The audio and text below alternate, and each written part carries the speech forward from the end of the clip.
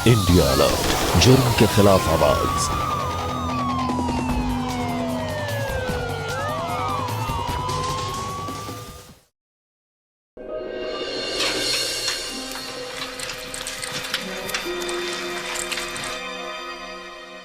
Inspector साहब, inspector साहब, inspector साहब, इंस्पेक्टर साहब। शांत हो जाइए, शांत हो जाइए, बैठिए, पानी पी लो। पीजिए, पानी पीजिए।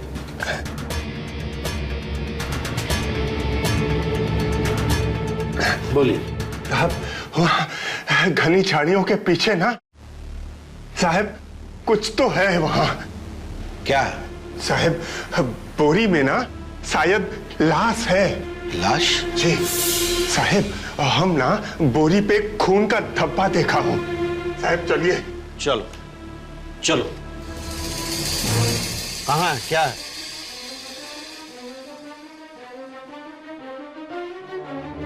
साहब ये था। यहाँ तो कुछ नहीं है। वैसे सुबह सुबह तुम यहाँ क्या कर रहे थे? साहब जंगल है, हल्का होने आए थे। हाँ, एक काम करो, सारा इलाका छान मारो, कुछ ना कुछ तो मिलेगा ही। जी सर।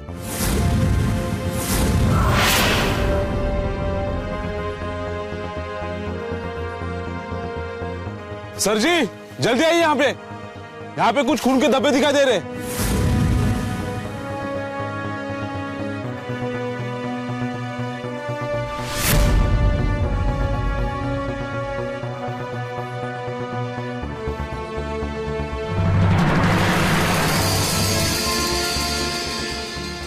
खोलो।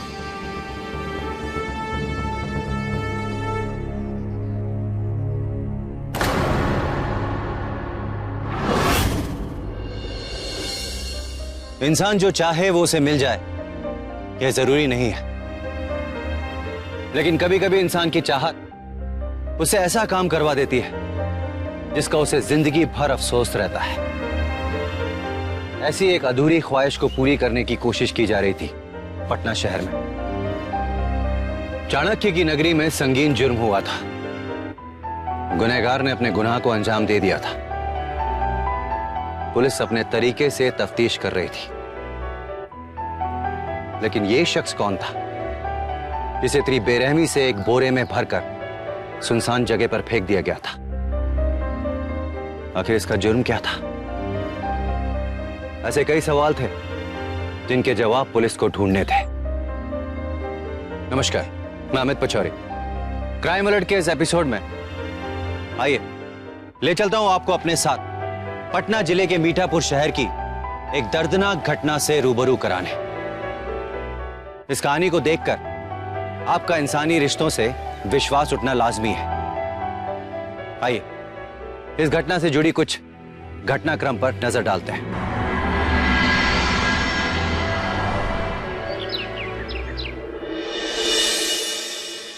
रेखा, रेखा मेरा कुर्ता कहाँ है? कमाल है, यहीं तो रखा था ऐसे करके मैंने। कुर्ता कहाँ चला गया?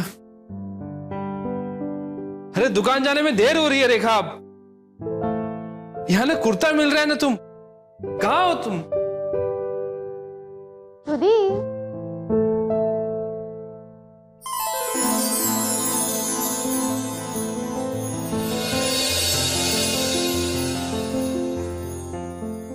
कमाल करती हो रेखा।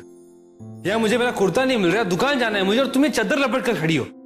जरा कुर्ता ढूंढो ना मेरा। नहीं कहां रख दिया ये?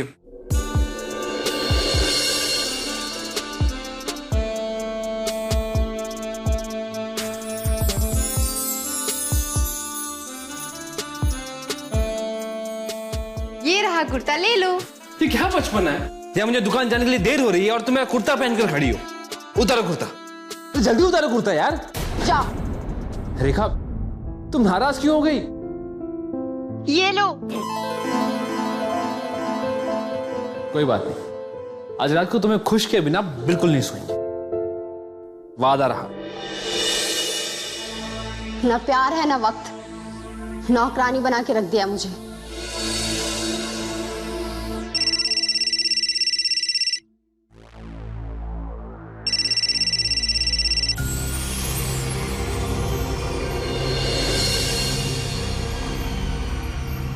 बहू, कहाँ जा रहे हो? देख रहे हैं बहू के तेवर, जवाब देना भी जरूरी नहीं समझते अब। पता नहीं दिन भर कहाँ भटकती रहती है। सुधीर भी कुछ नहीं बोलता। अखबार क्या घर की समस्या से ज्यादा जरूरी है। आप तो कुछ ध्यान ही नहीं देते। सुलोचना, अब बहू की हर बात पर तुम क्या इंक्वायरी बिठाओगी? हाँ, जब हमारे बेटे सुधीर को कोई आपत्ति नहीं है तो मुझे लगता है कि हमें भी कोई समस्या नहीं होनी चाहिए। देख लेना, ये लड़की एक दिन जरूर नाक कटाएगी। वो दिन जरूर आएगा।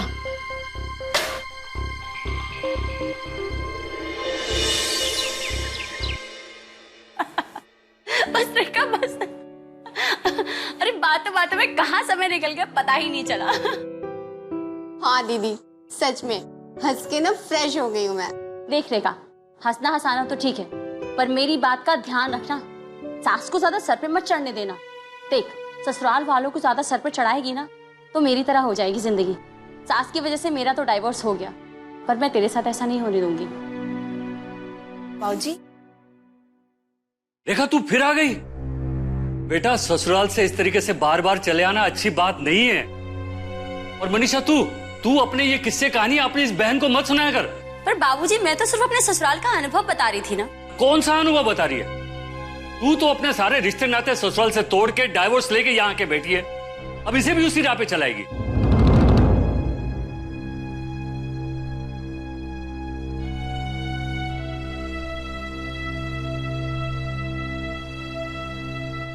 बेटा, अब ससुराल ही तेरा घर है।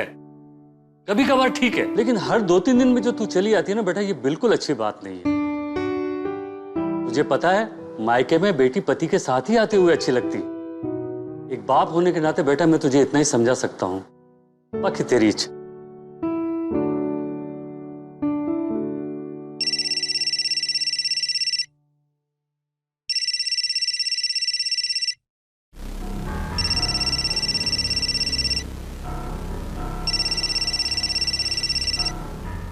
सुधीर का फोन है क्या? नहीं दी, वो कोई रॉन्ग नंबर है। आप चाय दीजिए ना। हाँ।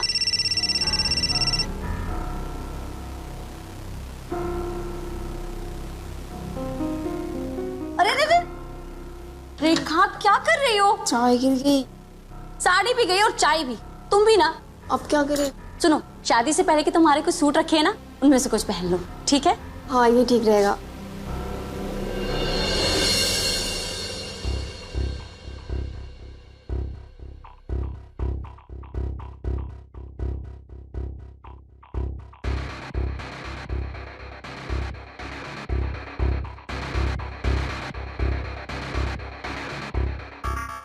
हेलो, कहाँ हो तुम?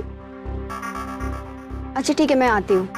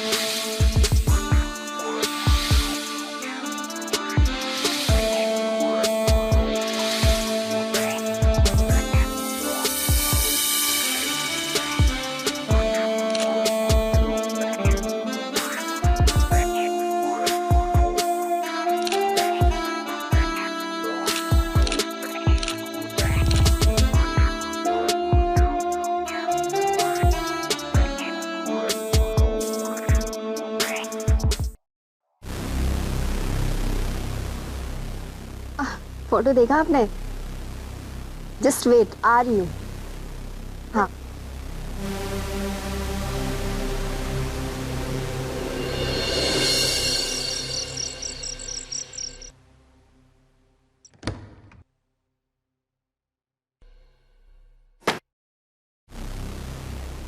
रुको बहू,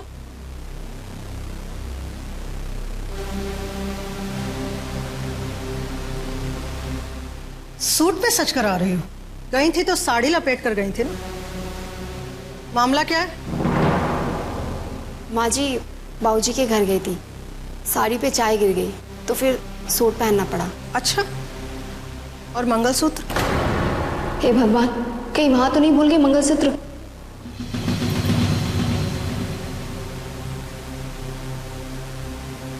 ये रहा मंगलसूत्र, अच्छे से जांच लीजिए। ये वही है ना जो आपके बेटे ने मुझे शादी के दिन पहनाया था? रेखा, क्या हुआ? माहौल में इतनी गर्मी क्यों है? माहौल में नहीं, तेरी बीवी के दिमाग पे गर्मी है। माँ, ये क्या बोल रही हैं? पूछो महारानी से कि ऐसी कौन सी मजबूरी थी जो मंगलसूत्र उतारना पड़ा और मांग में सिंदूर भी नहीं। रेखा, मुंह धोते वक्त मैंने मंगलसूत्र निकाल दिया था और फिर सिंदूर भी निकल गया, और ऐसी कोई बात नहीं है। माँ छोड़ो ना इन बातों को। वैसे भी मुझे कल 3 दिन के लिए बाहर जाना है, प्लीज मेरी पैकिंग में हेल्प कर दो।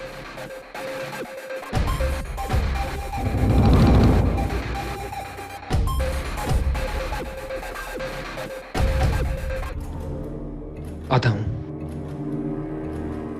रेखा,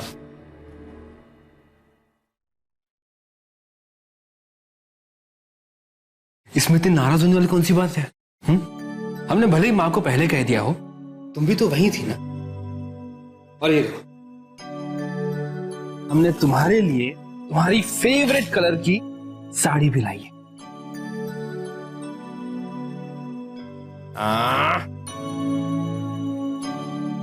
बहुत जच रही है। आज सुबह तुम नाराज थी ना हमसे, तभी सोचा था हमने कि हम तुम्हें गुलाब देके मुस्कुराहट वापस जरूर लाएंगे। ये मां घाव देती है और आप मरहम लगाने की कोशिश करते हैं। मुझे कह रहे हैं, मां को क्यों नहीं समझाते? अब मां का नेचर तुम जानती हो ना रेखा, छोड़ो ना। हर बात में मुझे ही समझौता करना पड़ता है क्योंकि मैं बाहर से आई हूं ना। अरे रेखा, ऐसी बात नहीं है। तो फिर कैसी बात है? एक खुशी तो आप दे नहीं पाए, बस सारा दिन काम और पैसा और माँ बाप। तो बताइए मैं कहाँ हूँ इन सब में? तुम तो हमारे दिल में हो। तुम्हें पता है तुम्हारे आने के बाद कारोबार दिन दुगना बढ़ना शुरू हो गया है। सुबह दुकान के काम से उखड़ते हो और पूरे दिन तुम्हारी मम्मी मुझ पर शक करती है, ताने कसती रहती हैं। हफ्ते में एक दिन अपनी इच्छा पूरा करो और सो जाओ, बस यही काम है ना तुम्हारा? तो क्या वो तुम्हारी इच्छा नहीं होती? नहीं, शिमला घुमाने की बात की थी, कभी गए नहीं। सिर्फ और सिर्फ पैसा और माँ बाप, इन लोगों की सेवा। मेरी लाइफ तो बर्बाद हो गई। बस भी करो, चलो आ जाओ। नहीं, नहीं आना। रेखा, अब ये कुछ ज्यादा हो रहा है। तुम पर बीती तो ज्यादा, और तुम्हारी माँ जो मुझ पे करती है वो ज्यादा नहीं। माँ कितना बोलने वाली हो तुम? बहुत। अभी तो 6 महीने के भड़ास निकालने हैं मुझे। क्या भड़ास निकालनी तुम्हें? बोलो। रेखी, तंग आ चुकी हूँ, ऊब चुकी हूँ इन बुड्ढों से। छुटकारा चाहिए मुझे। रेखा, नहीं सुलोच, मत जाओ। रुक क्यों गए सुधीर? उठाओ, मारो मुझे, मारो मारो सुधीर, गला घोट दो मेरा। लेकिन इन दोनों के बीच में ऐसा झगड़ा कभी नहीं हुआ। सुलोचना, ये पति पत्नी की आपस की बात, हम बीच में ना ही पड़े तो बेहतर होगा। I am sorry Rekha, I am really sorry. वो बस गुस्से में मेरा हाथ उठ गया, लेकिन मैंने रोक लिया ना, क्योंकि मैं तुमसे बहुत प्यार करता हूं रेखा। और गुस्से में कभी कभी इंसान अपना आपा खो बैठता है, लेकिन तुम प्लीज मेरी बात।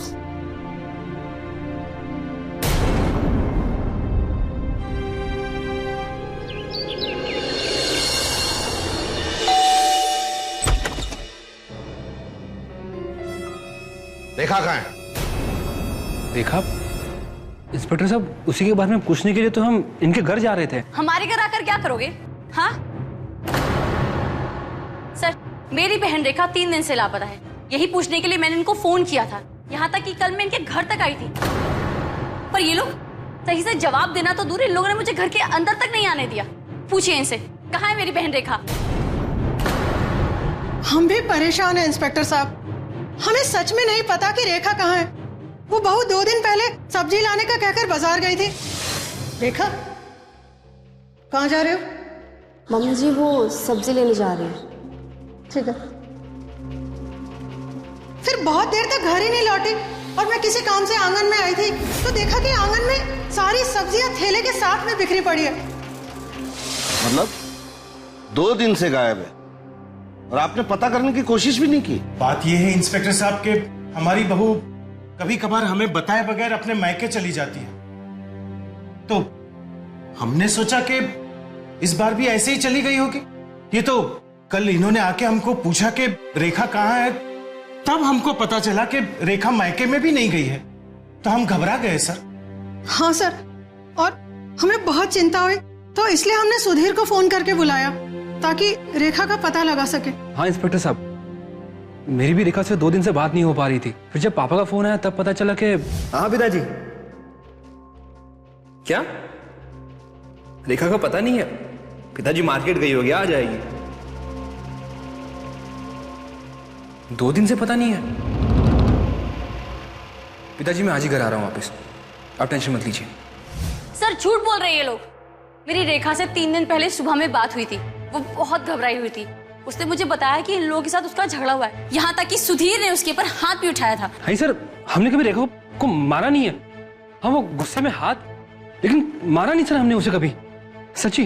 देखा सर, ये लोग मान रहे हैं कि उसका इनके साथ झगड़ा हुआ था। सर आप मेरी बात मानिए, इस सुधीर ने ही मेरी बहन को गायब किया है। मैं जानती हूँ इन लोगों ने उसे कहीं छुपा दिया है। उसे बंद कर दे ताकि उसके ऊपर ये अत्याचार कर सके। आप पूछे इनसे कहाँ है मेरी बहन? नहीं सर ऐसी। ठीक है, मैंने आप लोग की बातें सुन ली है। काम करो, घर की तलाशी लो। कोना कोना, छप्पा छप्पा, एक भी जगह मत छोड़ना।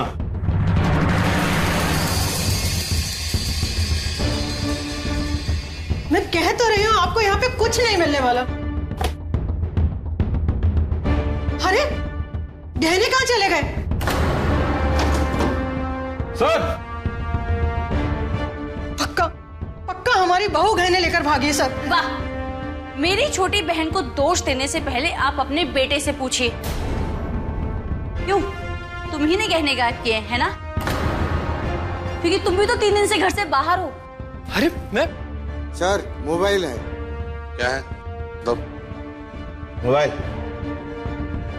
सर ये तो रेखा का मोबाइल है सर। सर देखा आपने, इन लोगों ने इसका मोबाइल यही छिपा दिया था और अब भोले होने का ढोंग कर रहे हैं ये लोग। नहीं इंस्पेक्टर साहब, मुझे कुछ नहीं पता सच में। आपको जो कुछ भी बोलना है अब पुलिस स्टेशन में चल के बोलिए। मैडम इनको ले चलो। चलो चलो, जो भी बोलना है थाने में बोलना। मैंने कुछ नहीं किया। इंस्पेक्टर साहब खड़े रहो। इंस्पेक्टर साहब हम कब से यही कह रहे हैं आपको, हमें नहीं मालूम हमारी पत्नी कहाँ है। इंस्पेक्टर साहब आप ये क्या कर रहे हैं? हमारे बच्चे को आप थप्पड़ क्यों? चुपचाप वहां खड़े रहिए। एक लड़की गायब होने का मामला है। लड़की वालों ने आपके खिलाफ कंप्लेंट दर्ज की है। गुनाह कितना संगीन अंदाज है आपको। चुपचाप वहां खड़े रहिए। तू जो है ना झूठ बोल रहा है? ये देखा है? ये अंदर जाएगा सब बाहर आएगा, समझे? आप एक काम कीजिए, आप हमारी पत्नी को ढूंढ लीजिए। आपको हमें क्या करना है और क्या नहीं करना है तुम मत सिखाओ। 1 मिनट सर। सर पड़ोसी से पूछताछ की, लेकिन सुधीर के बारे में ऐसा कुछ भी नहीं पता चला, और ऐसे भी ना सुधीर के बारे में कोई कंप्लेंट भी नहीं है। और सर ऐसा भी हो सकता है वो लड़की गहने लेके गई हो तो? हाँ ऐसा हो तो सकता है। ऐसा भी हो सकता है कि इन्होंने कुछ किया हो दहेज के लिए और मान नहीं रहे। एक काम करो, लगे हाथ 2-2 हाथ खेलो इनके साथ, सब बोल देगा। अरे कहाँ आप सुनिए हमारी बात। आप कहाँ लेके जा रहे हैं? क्या लेके जा रहे हैं? सुधीर के मुताबिक वो अपनी पत्नी रेखा से बेइंतहा प्यार करता था, उसके लिए मर मिटने को भी तैयार था। लेकिन आज उसी सुधीर पर उसकी पत्नी रेखा को गायब करने का इल्जाम लगा था। क्या सुधीर सच बोल रहा था? या फिर प्यार के इर्द गिर्द बुना गया ये सुधीर का ही एक जाल था। आखिर रेखा गई तो कहां गई? पुलिस ने रेखा को ढूंढने में कोई कसर नहीं छोड़ी। उससे जुड़ी हर छोटी से छोटी चीज की छानबीन की पुलिस ने, उससे जुड़े लोगों से पूछताछ की, लेकिन रेखा का कुछ पता नहीं चला और ना ही कोई सुराग मिला। 3 साल तक ये तहकीकात चलती रही। रेखा अब भी लापता थी। आइए देखते हैं कि आखिर रेखा के साथ हुआ क्या था। सुधीर, तू कल दानापुर जा रहा है ना दुकान के काम से?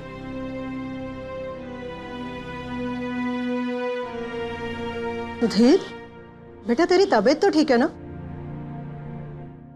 हाँ। तू फिर से पुलिस स्टेशन गया था?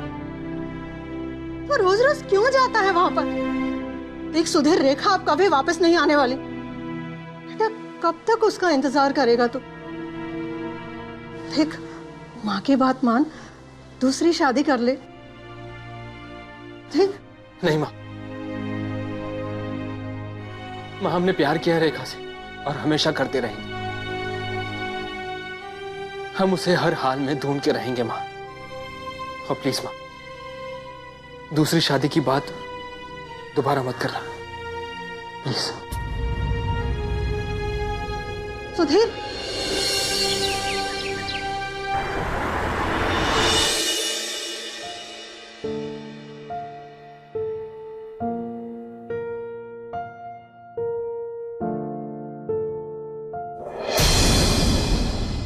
रेखा?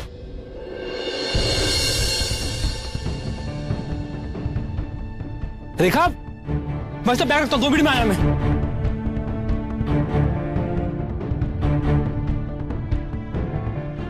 रेखा, रेखा,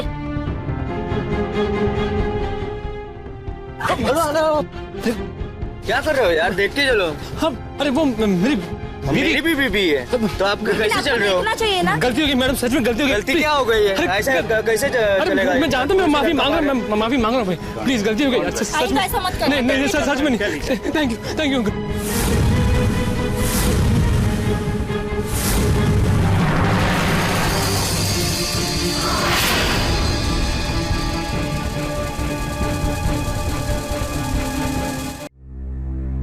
मनीषा, मनीषा, मनीषा, मनीषा, मनीषा, वो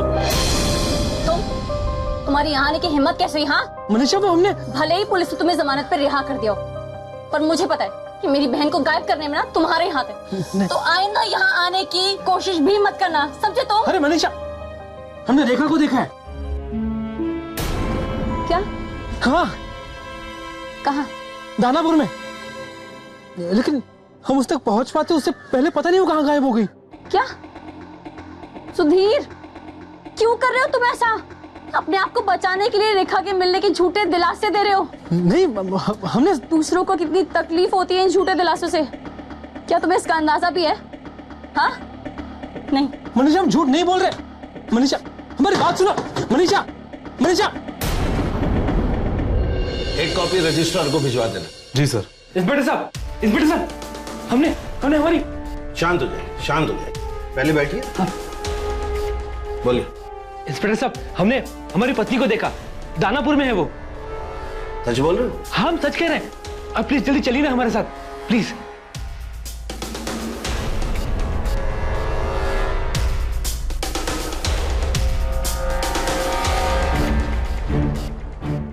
हेलो, दानापुर थाने? जी, मैं मीठापुर थाने से इंस्पेक्टर गजेंद्र सिंह बोल रहा हूं। मुझे एक केस के बारे में इंफॉर्मेशन चाहिए। जी, मैं होल्ड करता हूं। ये लड़की को कहीं देखा है? नहीं। अभी मैं यहाँ पे था, वो बस यही चल रही थी। देखिए, ध्यान से देखिएगा। नहीं देखा नहीं। अरे ध्यान से देखिएगा। हाँ। नहीं, तो यहीं पे थे, यहाँ पे आपसे टमाटर से पूछ रही थी वो। Thank you. ये क्या तो कीजिए। मैं हो गई तसल्ली? सर, मैं सच कर रहा हूं, मैंने रेखा को देखा है यहाँ पे। आप चाहिए तो इनसे पूछ लीजिए। ये तुम्हारा वहम है, समझे? वैसे भी 3 साल से हम उसे ढूंढ रहे हैं।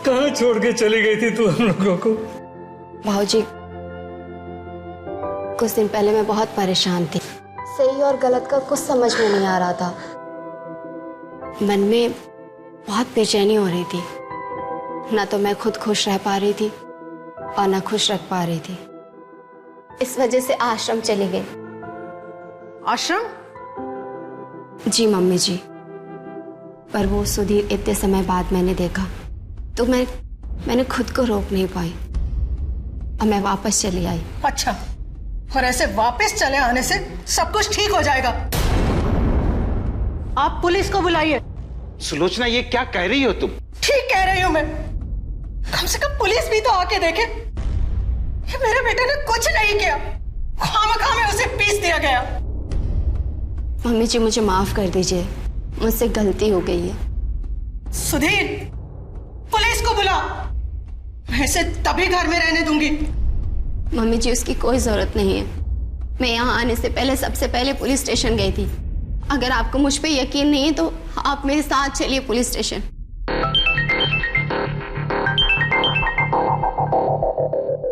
जी इंस्पेक्टर साहब जी, हमारी पत्नी रेखा घर आ चुकी है वापस।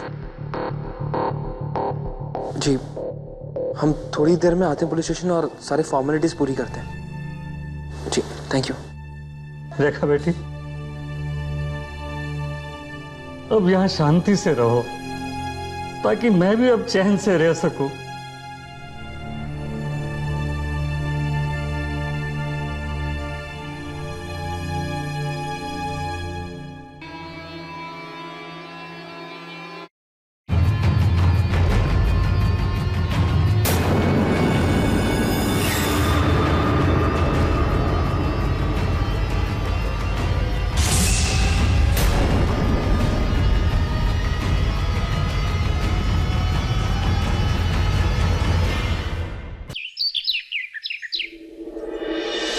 बहू भले ही वापस आ गई हो, पर मुझे उसके लक्षण ठीक नहीं लग रहे।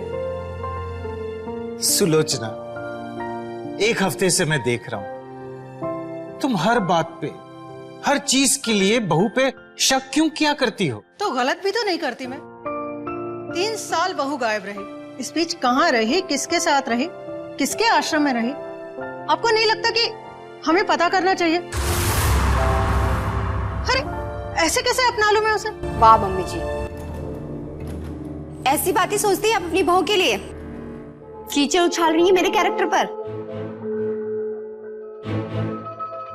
देखो बहू, मेरा ऐसा कोई इरादा नहीं था। लगता है मुझे वापस आना ही नहीं चाहिए था। बहू,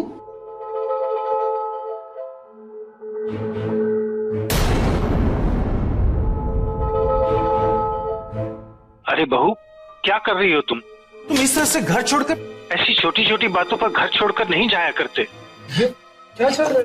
अच्छा हुआ तुम आ गए सुधीर, मैं तुम्हारा ही इंतजार कर रही थी। पिछली बार तो बिना बताए गई थी आश्रम, लेकिन इस बार बताकर जा रही हूँ। क्या? लेकिन क्यों? मुझसे क्या पूछ रहे हो? मम्मी जी से पूछो। कीचड़ उछाला जा रहा है मेरे कैरेक्टर पर। पराये मर्द के साथ मेरा नाम जोड़ा गया है। क्या? मैंने ऐसा कब कहा बहू? क्या कहा था? 3 साल आश्रम नहीं बल्कि पराये मर्द के साथ रही हूँ। मेरी बात तो झूठी लगती है ना, जबकि पुलिस भी आश्रम में जाकर पता कर चुकी है। मैं रो रो कर मम्मी जी से कह रही हूँ, लेकिन मम्मी जी ना तो मेरी बात सुनने को रेडी है और न मुझे घर में रखने को। वो मुझे घर से निकाल रही हैं। ये क्या कह रही हो बहू?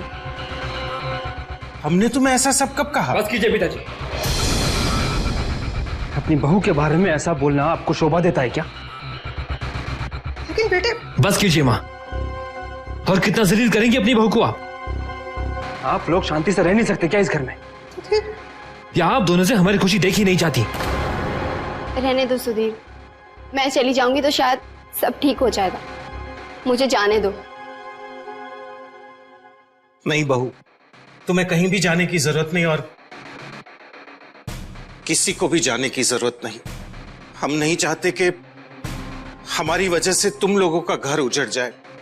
हम ही लोग इस घर को छोड़कर यहां से जा रहे हैं अपने दूसरे घर ज्ञानपुर।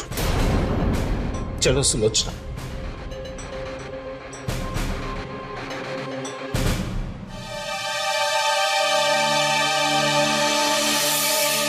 रेखा के वापस आने से सुधीर की जिंदगी में मानो खुशियां वापस लौट आई थी, लेकिन रेखा के वापस आने से सुधीर और उसके माता पिता के बीच की दूरियां बढ़ने लगी थी।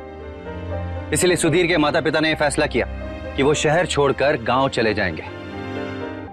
सुधीर के पिता बृजमोहन जी तो गांव की जिंदगी में रम गए थे, लेकिन मां का कलेजा अपने बेटे के लिए चिंतित था। सुधीर की मां सुलोचना को शक था कि रेखा के इरादे ठीक नहीं है। क्या उनका शक सही था? उधर सुधीर और रेखा नई जिंदगी की शुरुआत कर चुके थे, लेकिन जो सच था वो सामने आने के लिए बुरे वक्त का इंतजार कर रहा था। रेखा, अरे कहाँ हो तुम? जल्दी आ जाओ, ट्रेन निकल जाएगी। ओह सुधीर, क्या हो गया तुम्हें? इतनी जल्दी भी क्या है? और वैसे भी ट्रेन थोड़ी ना छूट रही है। क्यों? मैं रेलवे मिनिस्टर का दामाद हूँ? नहीं, पर रेखा के पति तो हो ना। और वैसे भी ये खुशबू तुम्हें मुझसे दूर नहीं होने देगी।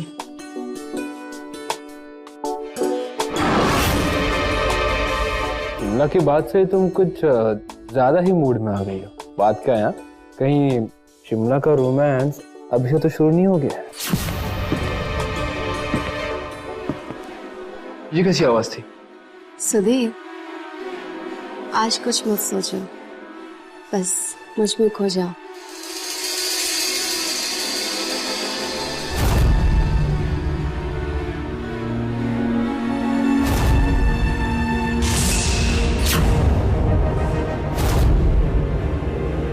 मुझे माफ कर दो सुधीर।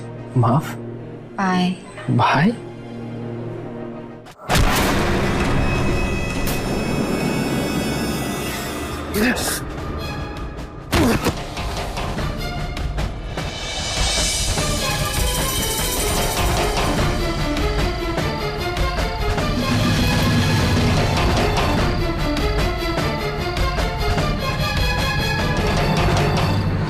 सर, रेखा और सुधीर शिमला जाने वाले थे। उन्होंने इसके लिए पैकिंग भी कर ली थी। फिर 5 मिनट के लिए सुधीर घर से बाहर गए और तब से अब तक लौटे नहीं हैं। पहले रेखा गायब हो जाती है और उसका पति उसको पागलों की तरह ढूंढता है, और अब ये। खैर, ऐसा भी हो सकता है कि वो कोई पड़ोसी या दोस्त के यहाँ गया हो। एक काम करते, आप इस वक्त घर जाइए। जी सर। चलो, थैंक यू सर। नमस्ते।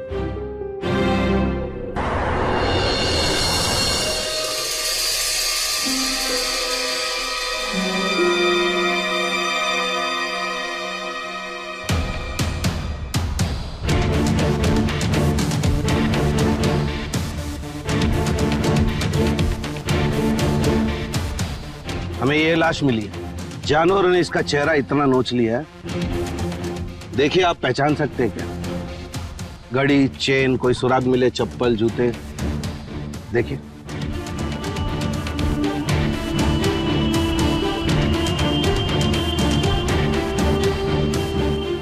नहीं,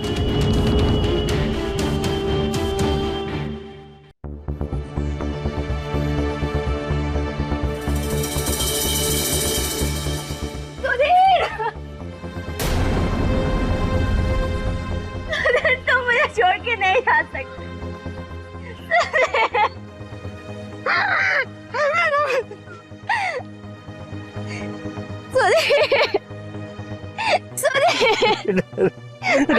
बाबूजी, सुधीर छोड़ के चले गए बाबूजी।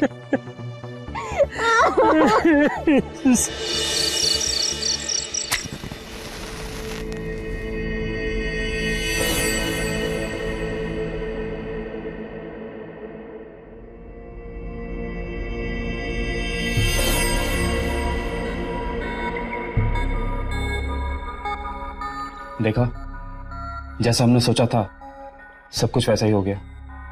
हाँ जितिन, 2-3 दिन में सारे पेपर्स हमारे हाथ आ जाएंगे। फिर हमेशा के लिए पटना छोड़कर दानापुर चले जाएंगे और फिर अपनी जिंदगी जिएंगे। सुधीर के माँ बाप को इस बात की भनक भी नहीं लगेगी।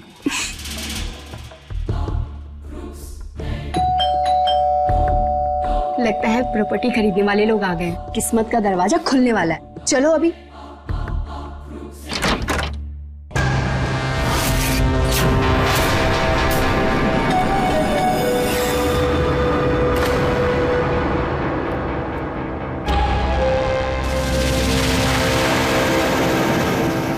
सुधीर, तुम जिंदा हो? तुम्हें तो हमने मार डाला था। तुम जिंदा कैसे? तुमने तो हमें मारने में कोई कसर नहीं छोड़ी थी, लेकिन क्या है ना, बुरे इरादे सच्चाई के सामने अपने घुटने टेक ही देते हैं। तुम दोनों ने तो हमें मरा हुआ समझकर फेंक दिया, लेकिन शायद किस्मत को कुछ और ही मंजूर था। साहब, बोरी में ना शायद लाश है। लाश? यहाँ पे कुछ खून के धब्बे दिखाई दे रहे हैं।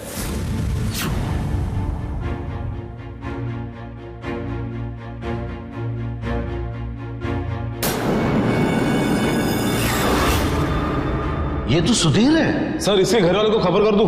नहीं नहीं नहीं, रुको, इसकी जान बचाना बहुत जरूरी है। चलो, इसको जल्दी से हॉस्पिटल ले चलो। जी सर। चलो। बस फिर हमें हॉस्पिटल में होश आते ही हमने माँ, पिताजी और पुलिस की मदद लेकर ये प्लान बनाया ताकि तुम दोनों को रंगे हाथों पकड़ सके। एक लावारिस लाश को अपने कपड़े दिए ताकि तुम दोनों को यकीन हो जाए तुम्हारा प्लान कामयाब हो गया है। लेकिन आज तो तुमने हमें मार ही डाला रहेगा। क्यों किया तुमने ऐसा? क्यों किया? बोलो। जितेन और मैं हमारी शादी से पहले से प्यार करते थे, पर वो बहुत गरीब था। उससे बाबूजी मेरी शादी कभी नहीं करवाते और घर वालों ने शादी का मुझ पर दबाव डाल दिया। तब मैंने जितेन को उससे भागकर शादी करने को कहा, पर वो इस हालत में नहीं था कि वो मुझे भगा ले जाए और मुझसे शादी कर ले। और मुझे सुधीर तुमसे शादी करनी पड़ी, पर मैं जितेन को भूल नहीं पाई और भागने का प्लान बनाया। जिस दिन मुझे भागना था उस दिन मैंने जानबूझकर दीदी को फोन किया। दीदी, कल सुधीर ने मुझ पर हाथ उठाया था। क्या? उसकी इतनी हिम्मत? मैं उन लोगों को छोड़ूंगी नहीं। तू एक काम कर, तू जल्दी से घर आ जा। दीदी, मैं घर नहीं आ सकती। क्यों?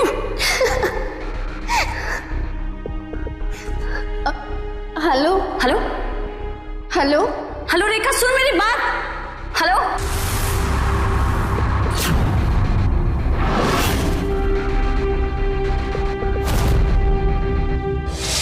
ताकि सारा शक मेरे ससुराल वाले पे जाए। लेकिन फिर हुआ तो वही ना।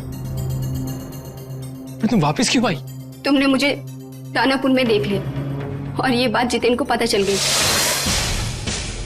मतलब क्या करोगी तुम? अपने अतीत से अपना भविष्य बदलूंगी।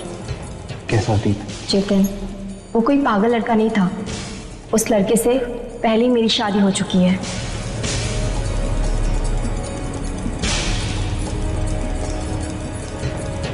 अब क्या सोचे? वैसे भी हमारी शादी जायज नहीं है जब तक सुधीर के साथ मेरा नाम जुड़ा हुआ है। तो डाइवोर्स लेकर एलिमनी की मांग ले लो। एलिमनी क्यों? ऑल मनी क्यों नहीं? पर अफसोस में बच गया। मेरा प्यार सच्चा था और इसीलिए मुकद्दर मेरे साथ था। सब प्लीज ले चलो इन दोनों को थाने। मैडम चलो।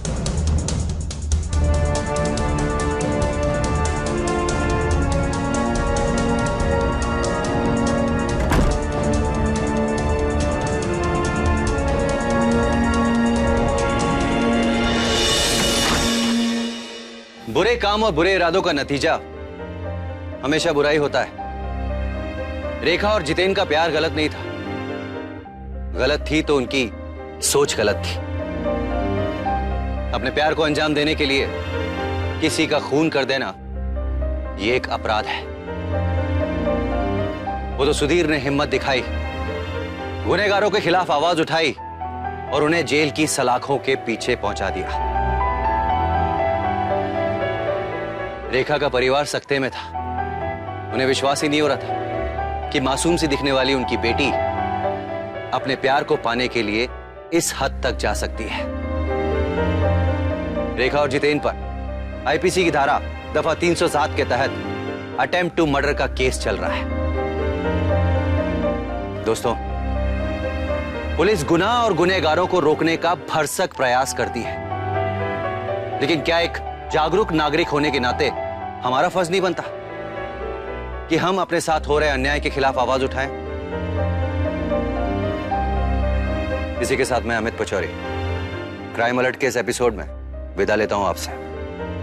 अगले हफ्ते फिर मिलूंगा किसी सच्ची कहानी के साथ। तब तक याद रखिएगा, be safe, be alert, crime alert.